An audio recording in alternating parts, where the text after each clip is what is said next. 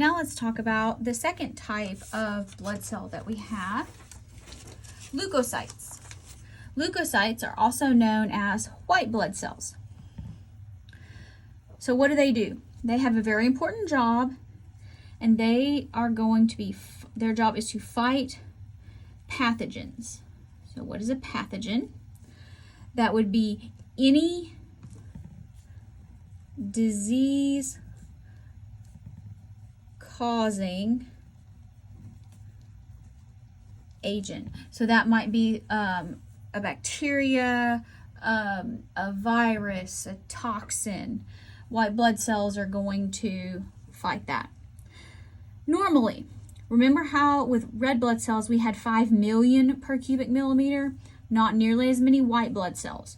We're going to talk about 4,000 to 11,000. That is still a lot. That's nowhere close to 5 million. Now, white blood cells, they do contain a nucleus and the standard types of organelles. They have a special ability. It's called diapedesis, and it's their ability to get out of a blood vessel and kind of walk to where they're going. So amoeboid motion, meaning the cytoplasm kind of reaches forward and then catches up. Next, there's something else called positive chemotaxis. And this is where the white blood cells can follow a chemical trail released by damaged tissue cells or other white blood cells. So it's kind of a chemical messenger that says, come here, I need help.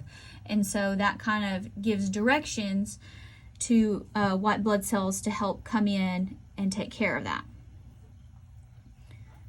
You can have something called leukocytosis. So leukocytosis meaning too many white blood cells. So this would be where you have any more than 11,000 per cubic millimeter. So normal is 4 to 11. When you have more than 11, that's called leukocytosis. We have a total of 5 different types of white blood cells. They come in 2 types, 2 overall categories.